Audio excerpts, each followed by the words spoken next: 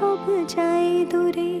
সর্প ভয়ে, ব্যাঘ্র ভয়ে, আর চৌর্য ভয়, ভূত প্রেতাদের সর্ব ভয় দূর হয়।